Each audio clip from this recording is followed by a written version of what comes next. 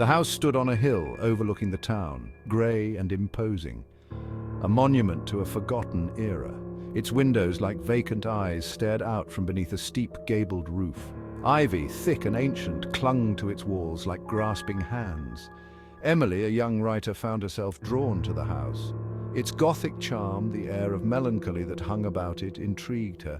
She rented the top floor, a warren of small rooms beneath the eaves. The house was alive with sounds. Floorboards creaked beneath her steps. The wind, whistling through gaps in the window frames, made the curtains dance.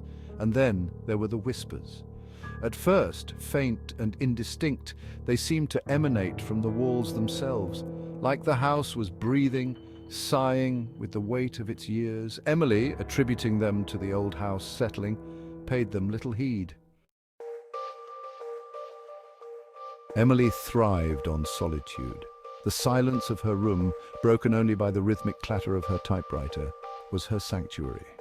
She wrote late into the night, fueled by countless cups of coffee and the whispers of her imagination. But lately, the whispers from the house had become more insistent. No longer content to murmur in the background, they seemed to press closer, to intrude upon her thoughts. They spoke of things she could not understand, in a language that sent shivers down her spine. One night, as a storm raged outside, Emily sat at her desk trying to write. The wind howled around the house, rattling the windows in their frames. Rain lashed against the glass, blurring the world outside. And then she heard it, a voice, clear and distinct, whispering her name. It came from the corner of the room, shrouded in shadow. Emily froze, her blood turning to ice in her veins. Emily, her heart pounding in her chest, slowly turned her head towards the sound. The shadows in the corner seemed to deepen, to coalesce into a shape. A cold dread, like a physical presence, filled the room. "Emily," the voice whispered again, closer this time. It was a woman's voice, filled with a sorrow that chilled Emily to the bone. She wanted to run, to escape from the house and its unseen occupant, but her legs felt rooted to the spot. The storm raged on, the wind howling like a banshee.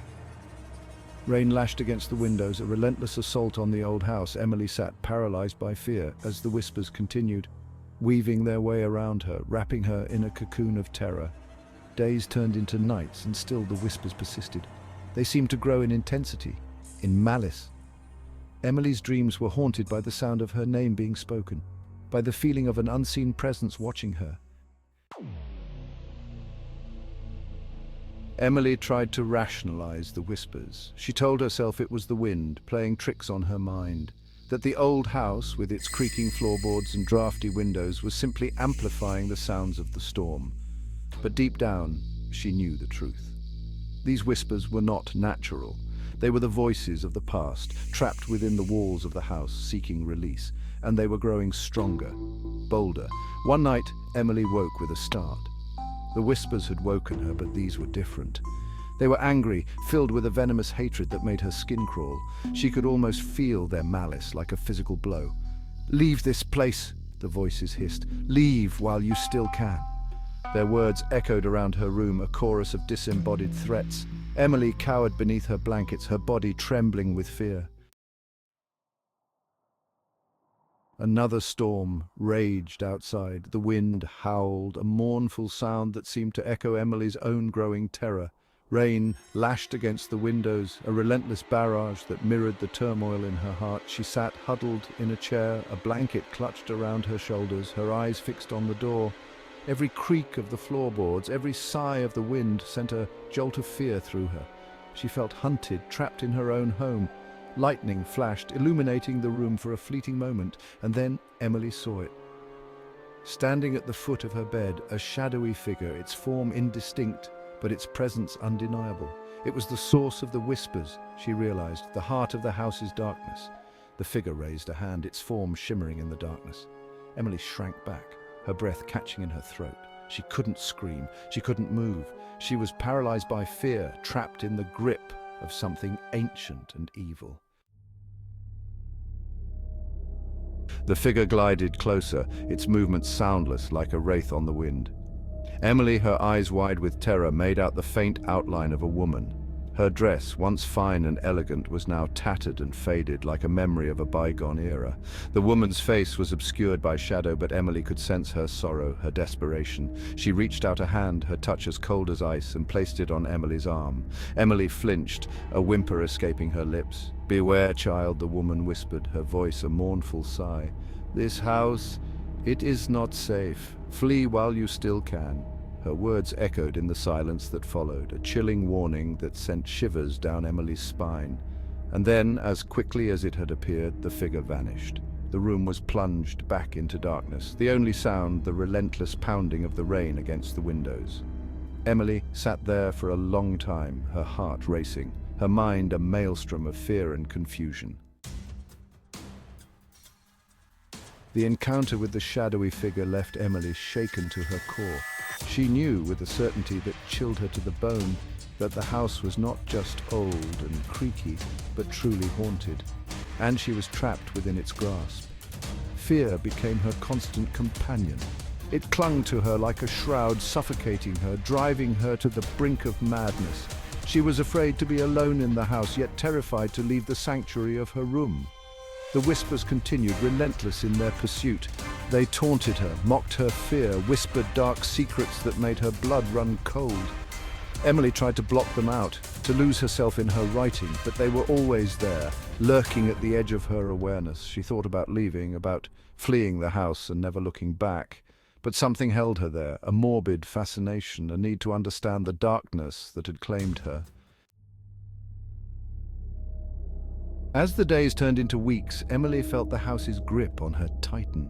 It was as if the old mansion was feeding on her fear, growing stronger with each passing moment. The air grew heavy, oppressive, making it difficult to breathe. The whispers grew bolder, more insistent. They seemed to emanate from the very walls themselves, surrounding her, trapping her in a cage of fear. Emily felt her sanity slipping, her grasp on reality weakening with each passing hour. She tried to reach out, to confide in someone, but the words caught in her throat. Who would believe her? Who would understand the terror that had become her reality? She was alone, trapped in a nightmare of her own making. Sleep offered no escape. Her dreams were haunted by the shadowy figure of the woman, her mournful eyes filled with warning. She would wake in the dead of night, her heart pounding, the whispers echoing in her ears, a constant reminder of the darkness that surrounded her. Desperate for answers, Emily began to research the history of the old house. She scoured local libraries, poring over dusty tomes and faded newspaper clippings, searching for any mention of the shadowy figure, for any explanation for the haunting whispers. She discovered that the house had a long and troubled past. It had been built by a wealthy merchant in the 1800s, but tragedy had struck the family soon after. His wife, a beautiful woman known for her grace and kindness, had died under mysterious circumstances. Rumors had spread like wildfire through the town, whispers of foul play, of a jealous lover, of a family curse. But the truth had died with the merchant's wife, buried beneath layers of speculation and time. Emily felt a chill run down her spine as she read the accounts. The description of the merchant's wife, her beauty, her kindness, mirrored the shadowy figure she had seen. Could it be her trapped within the walls of the house, seeking peace? As Emily delved deeper into the history of the house, she uncovered a web of secrets and lies. The merchant, it seemed, had been a cruel and controlling man, driven by greed and ambition. His wife had been his prisoner, trapped in a loveless marriage. She had tried to escape, to find happiness elsewhere, but her husband had been too powerful, too ruthless. He had caught her and, in a fit of jealous rage, had murdered her, hiding her body within the walls of the house he had built for her. The whispers, Emily realized, were the cries of the merchant's wife, her anguish and despair echoing through the years. She was trapped, unable to find peace, her soul bound to the house where she had met her end. Emily felt a surge of sympathy for the woman, for her suffering, her despair. She knew she had to help her, to free her from the prison of the house, but how? The house seemed to sense Emily's growing understanding, her determination to uncover the truth.